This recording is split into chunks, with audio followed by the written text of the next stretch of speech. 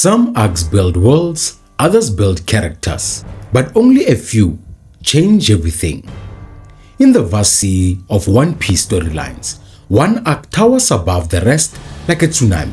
Marineford, also known as the Paramount War. This arc didn't just raise the stakes, it shattered them. It's where heroes died, empires fell, and the era as we knew it came to an end. This is where One Piece stopped being a story about pirates chasing treasure and became a story about the cost of dreams, the weight of legacies, and the reality of sacrifice. For many fans, Marineford marks the moment One Piece matured, and for good reason. With an all-star cast of warlords, admirals, emperors, and revolutionaries, the arc throws everything and everyone into chaos, all while our protagonist, Monkey D. Luffy, is just trying to save one person, his brother. But what makes Marineford the greatest arc in One Piece isn't just the action or the cast. It's what it reveals about the world, about justice, about brotherhood, about loss. In this analysis, we'll break it all down. The chaotic build-up from Impel Down, the clash between the greatest forces in the world, the heartbreaking fall of Ace, the legacy-ending death of Whitebeard, the unraveling of Luffy, and the seismic shift in the One Piece world that followed. Marineford isn't an arc that starts with a war. It starts with a brother in chains. Ace's capture by the Marines isn't just the spark that ignites Marineford. It's the emotional thread that ties this arc to everything before it. From Luffy's time in Impel Down to the moment the execution platform rises, the tension doesn't just build, it suffocates.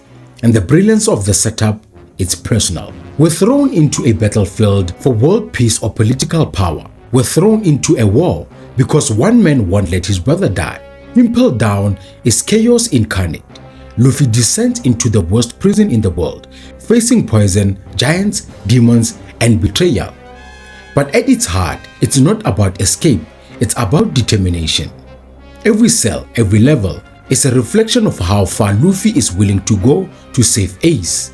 By the time he emerges, barely alive, he's no longer a rookie pirate, he's a man ready to stand against the world. And just when it feels like things can't escalate further, we land in Marineford, headquarters of the Marines. And now, the site of a public execution. The setup is masterful. The 7 warlords stand ready. The 3 admirals wait, cold and composed.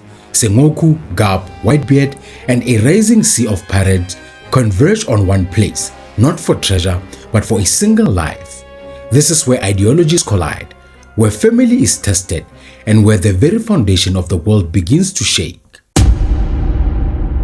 When the gates of Marineford opened, it wasn't just a battlefield, it was a chessboard, and every piece was already in motion. On one side stood the world government, represented by its strongest forces, the 3 admirals, Aokiji, Kizaru, and Akainu, the 7 warlords, each dangerous in their own right, and countless marines, all under the watchful command of Fleet Admiral Sengoku and Vice Admiral Garp. On the other side came an earthquake. Whitebeard, the strongest man in the world, arrives not with fury but with authority. His entrance alone splits the seas in half, a reminder that this is not a fair fight. This is a clash of titans. But what makes this war so compelling is that we understand both sides. To the Marines, Ace's execution is a statement. Justice must prevail, and privacy must be crushed at its roots. To Whitebeard and his fleet, it's personal.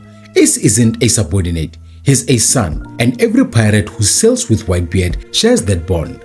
What follows is an all-out war. Giants fall, ships shatter, volcano fists clash against the ice spears.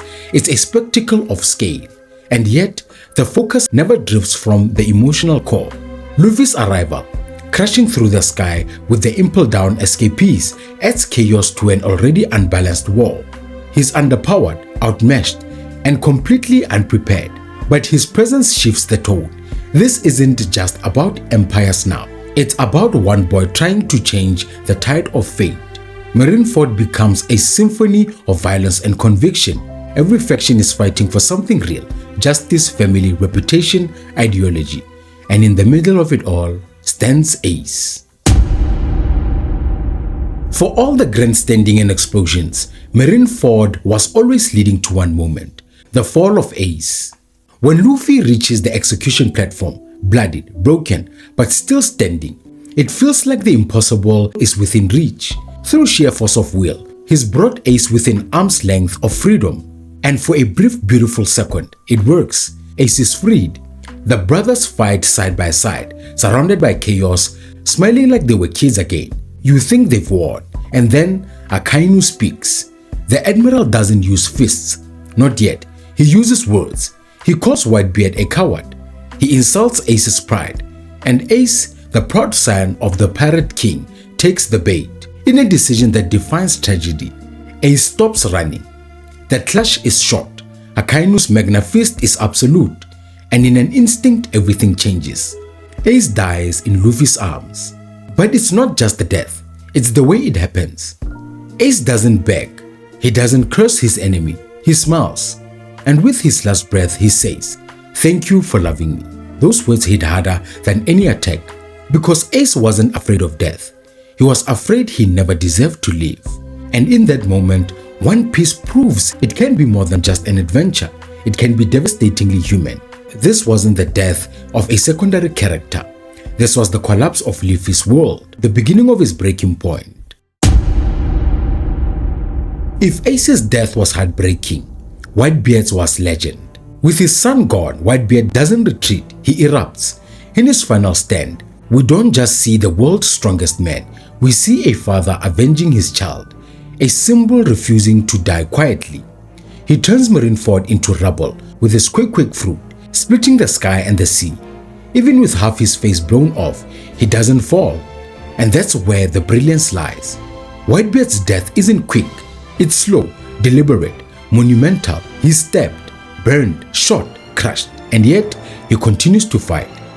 Each wound tells a story. He dies standing, but what elevates his death to the myth is what comes after. His final words aren't curses or regrets. They are a declaration. The One Piece does exist. With those words, he reignites the pirate era. The Marines wanted to end piracy with this war, to kill dreams by killing a symbol. Instead, Whitebeard passes the torch to a new generation. Marineford was never meant to be Luffy's victory. It was meant to be his undoing. Up until now, we've seen Luffy do the impossible, punching a celestial dragon, breaking into Impel Down, rallying enemies into allies, and charging into war against the most powerful forces in the world, all with one goal: save Ace. And he almost does. He almost gets so close. But when Ace dies in his arms, something inside Luffy shatters. In that moment, we see a side of him we've never truly seen before: helplessness. He screams, he shakes. His strength, his will, his very sense of self collapses. Because for the first time, Luffy is confronted with something he can't punch his way through: grief. This isn't just about losing a brother. It's about failing a promise, failing himself. In Luffy's mind, he wasn't strong enough to protect the one person who mattered most. It's the most human moment in the series. A protagonist stripped bare. Not a hero, not a pirate, but a broken boy in agony. And this breakdown matters, because in One Piece, dreams are everything, but so is loss. And from this pain, something greater is born. After the war, Luffy remembers the people still waiting for him, his crew, his dream, his purpose. But that resurrection only hits hard because of this breakdown. When the smoke clears over Marineford, the battlefield is silent, but the world is screaming. Because this wasn't just a war, it was a reset. The death of Whitebeard creates a power vacuum. For decades, he was the one man keeping balance in the new world. His presence alone held pirates, islands, and rival crews in check. But with him gone, that fragile balance was shattered. The Yonko system is thrown into chaos. Pirates who once feared retaliation now fight for territories. The seas become bloodied. Blackbeard rises from the shadows, seizes Whitebeard's devil fruit, and declares himself the next emperor. And the Marines? They didn't win. They barely survived. But the shift isn't just political. It's a narrative. Marineford marks the end of the first half of One Piece, literally and thematically. The age of Whitebeard dies, the age of Luffy begins. And for Luffy, this arc changes everything. He realizes he's not ready, not yet. He's strong, but the world is stronger. And that humility leads to one of the most important decisions in the series. The 2-year time skip, not to hide, but to train, to grow, to become someone worthy of the sea Ace believed in.